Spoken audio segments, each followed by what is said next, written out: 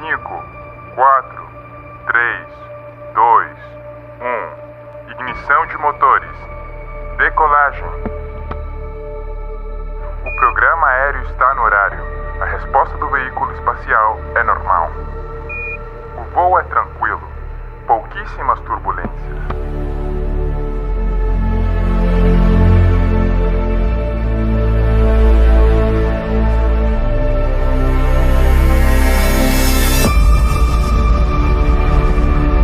Contemple novamente este ponto. É aqui, é o nosso lar, somos nós. Nele, todos aqueles que você ama, que você conhece, que você já ouviu falar, cada jovem casal apaixonado, cada professor moralista, criadores e destruidores da civilização, todos os santos e pecadores da história da nossa espécie viveram ali, nesse grão de poeira suspenso num raio de sol. Talvez não exista maior comprovação da loucura das vaidades humanas do que esta distante imagem do nosso minúsculo mundo. Viaje no tempo para descobrir como os eventos da história do nosso mundo sugerem que não estamos sozinhos no universo e que o nosso pálido ponto azul tem um propósito.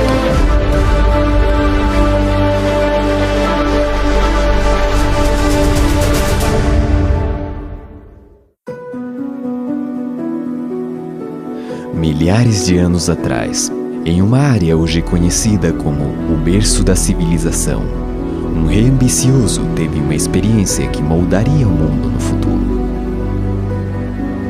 Babilônia foi a maior cidade da Terra e seu legado continua vivo. Passando pela imponente Porta de Ishtar, os viajantes encontraram uma cidade repleta de vida e cheia de ouro e riquezas. Esta joia da antiguidade foi a inveja do mundo. Qualquer pessoa que visitasse a Babilônia, no auge do seu poder, ficaria absolutamente pasmado diante do espetáculo da sua arquitetura e pelo fato de que ali se reuniam na cidade pessoas de todo o mundo. Foi uma verdadeira metrópole. Babilônia se proclamou a primeira cidade do mundo, a primeira cidade que os deuses haviam criado. E essa presunção reflete o fato de que realmente era uma metrópole de ordem e escala que o mundo nunca tinha visto antes.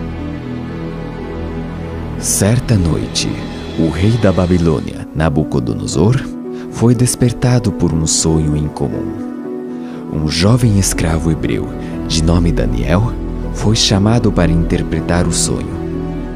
Daniel, como muitas pessoas no mundo antigo, acreditava que os sonhos eram significativos e que Deus se comunicava, ou os deuses se comunicavam através dos sonhos. E Daniel acreditava que o seu Deus, o Deus dos hebreus, sabia o significado e a interpretação deste sonho. Em seu sonho, o rei viu uma estátua gigante feita de ouro, prata, bronze e ferro, com os pés de ferro misturado com barro. Daniel revelou que cada metal representava um poderoso império, que começava com Babilônia como a cabeça de ouro. Ele previu com precisão o surgimento e a queda dos impérios.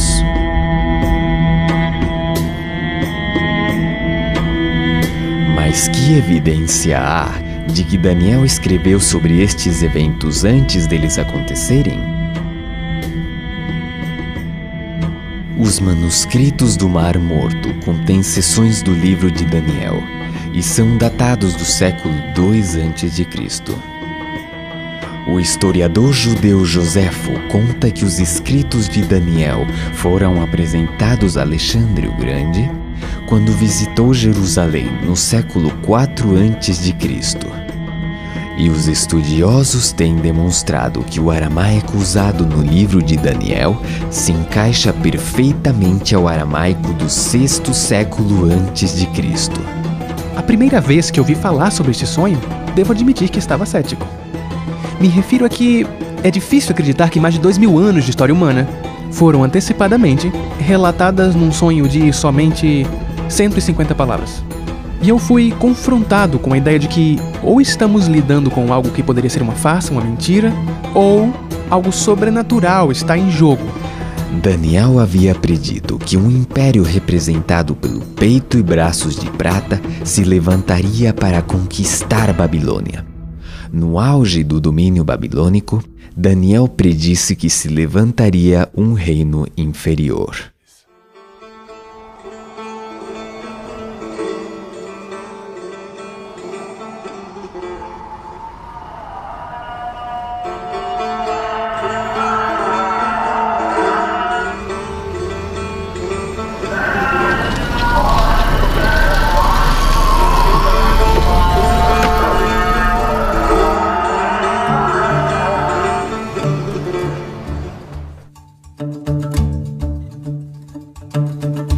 Meu nome é Atefa e vivo em Shiraz,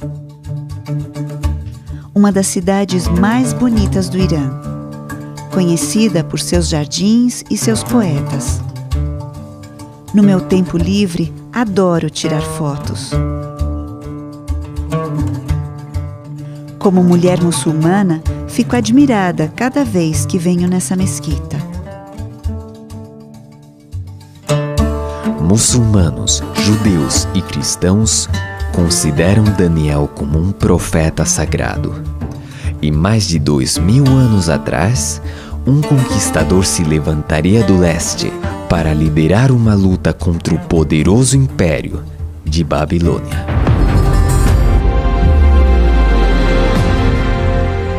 Por alguns anos, antes da queda de Babilônia, os babilônios sabiam que o rei do que eles chamavam Parso ou Pérsia, um homem chamado Ciro, estava conquistando grandes partes do mundo além das suas fronteiras.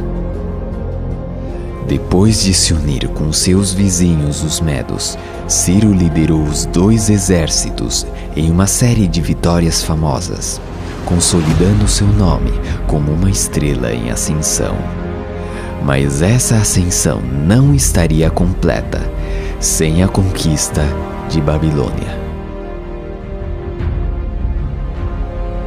Heródoto retrata Ciro como o modelo de um grande conquistador e Babilônia como a maior conquista de Ciro, o prêmio supremo. E era o prêmio supremo porque era o osso mais duro de roer. Babilônia era uma poderosa fortaleza.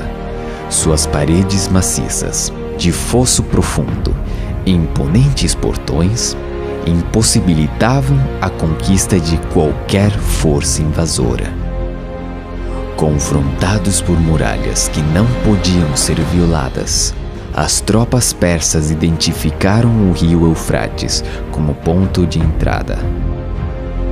Desviando a corrente rio acima, as tropas de Ciro puderam marchar ao longo do leito do rio, por baixo dos portões, até o coração da cidade.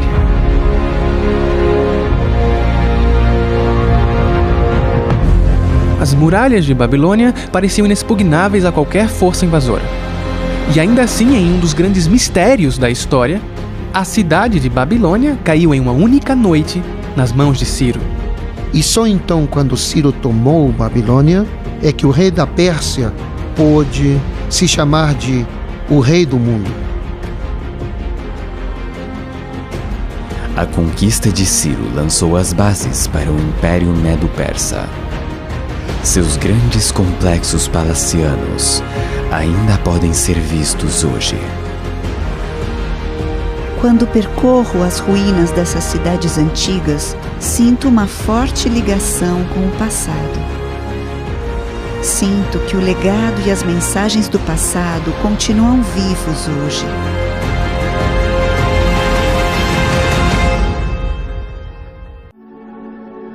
Depois de conquistar o que parecia ser o mundo inteiro, Ciro morreu em batalha.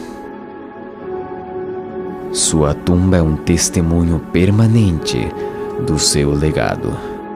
Hoje, Ciro ainda é reconhecido como um dos maiores heróis do nosso país.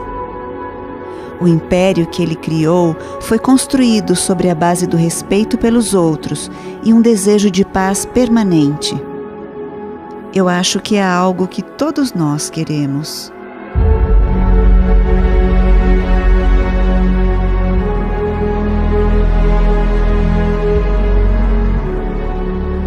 Quando os reis da Pérsia morriam, seus corpos eram enterrados aqui. Sua altura significativa era um símbolo apropriado de seu domínio e força.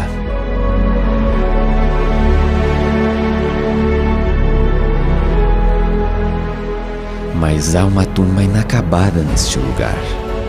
O último rei persa estava apenas começando o seu reinado, quando se deparou com um agente da profecia de Daniel. Um jovem e valente general das colinas da Macedônia havia posto seus olhos na Pérsia. O Império Medo-Persa havia conquistado Babilônia, tal como Daniel havia predito. Mas a seguinte predição de Daniel se refere ao surgimento de um terceiro império, um de bronze, que governaria sobre toda a terra.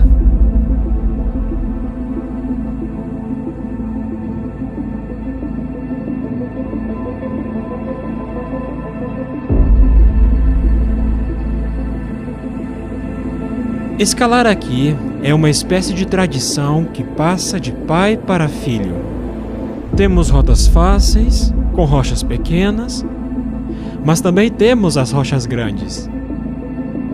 A mais alta tem 250 metros. Sentimos medo ao escalar, mas é assim que se desfruta mais. Antes de subir, costumo respirar profundamente. É tranquilo lá em cima. Dá para sentir a solidão.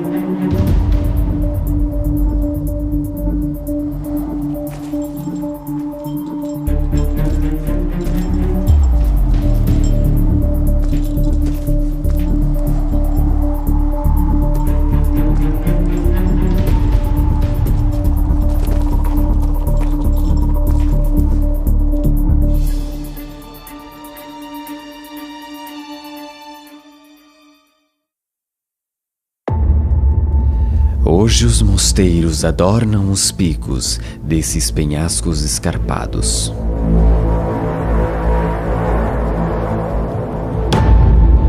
No século XIV, um monge solitário chamado Varlan escalou essas rochas íngremes para construir um mosteiro.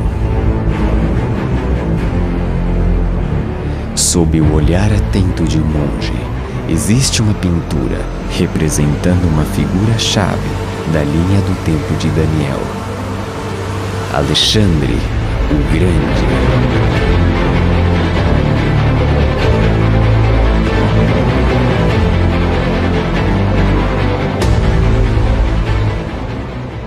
Alexandre nasceu no pequeno estado da Macedônia. Ao se tornar rei aos 20 anos, ele propôs o impensável: invadir o poderoso Império Persa. As primeiras vitórias encheram Alexandre de confiança, mas seria a planície empoeirada de Gaugamela, onde Alexandre arriscaria tudo. Ele invade a Mesopotâmia, no Iraque, consciente de que ao fazê-lo terá um império mundial em suas mãos se vencer. É isso mesmo. Esta seria absolutamente a batalha decisiva, porque quem a vencesse continuaria sendo o rei da Pérsia ou o novo rei da Pérsia. O rei persa lhe enviou uma oferta de paz, dizendo: fique com a metade ocidental e me deixe com a metade oriental, e assim ficamos em paz. E Parmênio, um de seus generais, lhe disse: se eu fosse você, aceitaria a oferta. E Alexandre respondeu: se eu fosse você, eu aceitaria. Mas não era Alexandre. Era impossível para ele aceitar condições. Ele tinha que seguir em frente e alcançar seu objetivo. Em todas as batalhas que lutou, ele ia pela vitória, direto na jugular. O clímax de todo o seu reinado se aproximava. Tudo dependia disso. Levando suas forças para o flanco direito, Alexandre forçou uma brecha na linha persa. Carruagens persas reagiram em direção à esquerda grega. Alexandre aproveitou a abertura e perseguiu o rei persa em retirada a cavalo. Embora em grande desvantagem, em solo estrangeiro, Alexandre comandou uma famosa vitória. Ele provocou a queda de um império e a ascensão de outro. O Império de Prata foi substituído pelo Império de Bronze, assim como Daniel disse que seria. Em certo sentido, Alexandre era um oponente terrível, manchado de sangue, e não deveríamos romantizá-lo. Ele matou muita gente, e a sua grandeza se levantou no meio do sangue de muitas pessoas.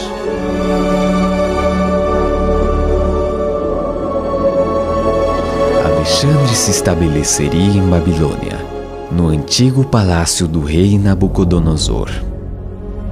Mas ao refletir sobre suas conquistas, chorou, porque não havia mais terras para conquistar. Alexandre estava literalmente fazendo história. Ele marca a transição de uma era para outra.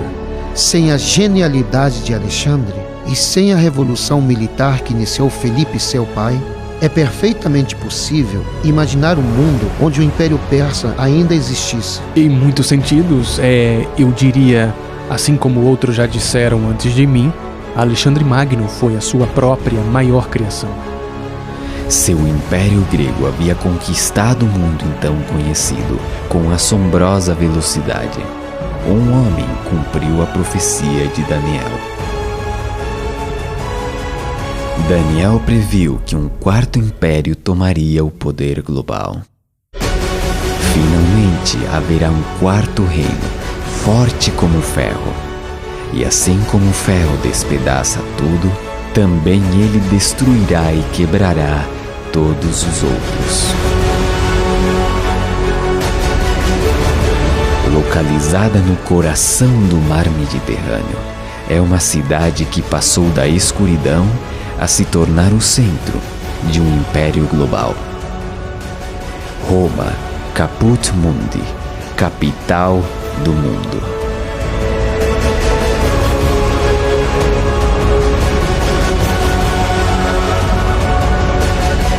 As maravilhas arquitetônicas continuam de pé, símbolos permanentes de força e ambição.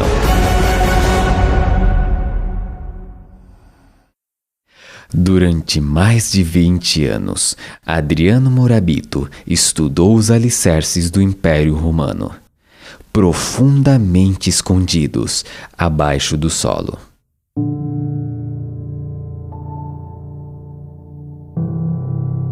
Muitas pessoas vêm a Roma para visitar o que está acima do solo, mas há muito mais abaixo da terra.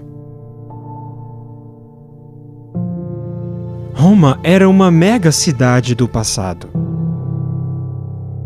A grandeza do Império Romano é devido à rede de estradas que foram feitas para conquistar os diferentes territórios e à construção de aquedutos adequados para cada cidade. Foram construídos aquedutos que possibilitaram o crescimento da cidade. E também se construíram estradas, as quais foram essencialmente, em outras palavras, como uma espécie de rede através do território conquistado. Existe um ditado muito conhecido que diz que todos os caminhos levam a Roma. Mas creio que seria melhor dizer que todos os caminhos saem de Roma. As estradas romanas levavam suprimentos e soldados para os confins do império, provocando carnificina e brutalidade por onde passavam. Quando as tropas ocidentais atacam, eles se gabam de quão poucas baixas foram infligidas. Quando Júlio César foi para Gália, ele se gabou de quantos havia matado. Mas o derramamento de sangue não estava restrito a terras estrangeiras. Os espectadores se reuniam no Coliseu para ver como milhares de pessoas eram assassinadas violentamente. Em muitos sentidos, a arena é a instituição romana por excelência.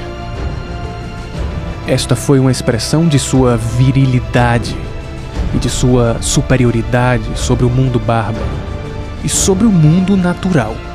No auge do Império Romano, aproximadamente 1 em cada 5 pessoas do planeta viveu e morreu sob o domínio do imperador.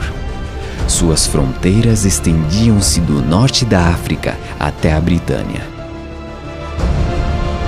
Por volta de 476 d.C., as invasões bárbaras tinham reduzido as fronteiras do Império Romano a um tamanho não visto em 6 séculos.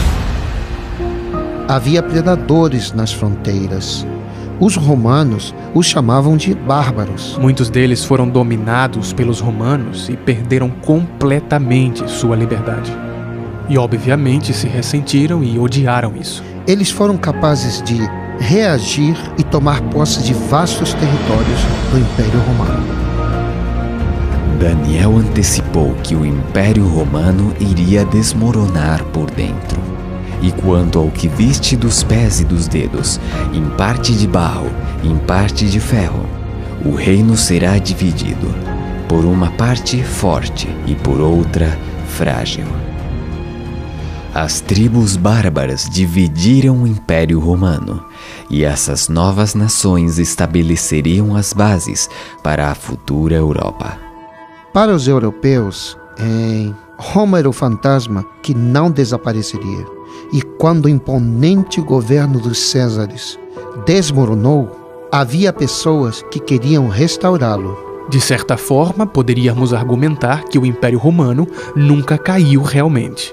E que nós, como europeus modernos, somos apenas os romanos atuais. A próxima predição de Daniel era que os reis e rainhas europeus procurariam reparar o império dividido por meio de alianças matrimoniais. Quanto ao que viste do ferro misturado com barro de lodo, misturar-se-ão mediante casamento, mas não se ligarão um ao outro, assim como o ferro não se mistura com o barro. À medida que o século XX se aproximava, muitos dos poderes políticos da Europa estavam vinculados por alianças matrimoniais. Mas as disputas familiares arrastariam a Europa através de 2 guerras mundiais. Milhões pereceriam à medida que líderes ambiciosos procurassem ressuscitar um império europeu. Determinados a nunca permitir que a Europa mergulhasse em outra guerra sangrenta, os líderes mundiais se uniram para assinar tratados de paz, abrindo caminho para o desenvolvimento da União Europeia, mas a tensão continua. Desde que as fronteiras abertas foram amuralhadas, os medos sociais e religiosos se espalharam pelas ruas. A desigualdade econômica, o desemprego crescente e o extremismo político estão ganhando terreno. Está claro, o ferro e o barro não se misturam. O sonho de Daniel contém 7 elementos proféticos: Babilônia, Medopérsia, Medopérsia, Grécia, Grécia, Roma, etc. E desses 7 elementos proféticos, 6 deles já aconteceram.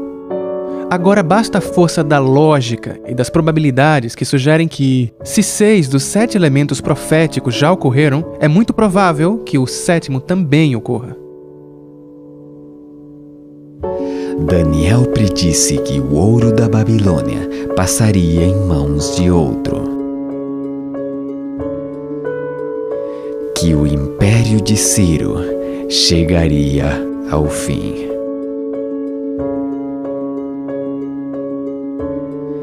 Que o egoísmo e a cobiça dos impérios do homem nunca poderiam ter sucesso. Que a força e a brutalidade do Império Romano encontrariam seu rival. Que suas fronteiras se fragmentariam, que seriam divididos internamente, e que os esforços para unir-se contra a palavra de Deus continuamente fracassariam. O elemento profético final é uma pedra cortada sem o auxílio de mãos. Essa é a maneira que Daniel expressa uma intervenção sobrenatural que golpearia a imagem nos pés de ferro e barro. Isso significaria o fim de todos os reinos terrestres e que Deus estabeleceria finalmente seu próprio reino eterno. Hoje, o nosso pálido ponto azul está posicionado no final da linha do tempo de Daniel. Ele antecipou que durante o tempo da Europa moderna, Deus retornaria à Terra para estabelecer seu reino eterno.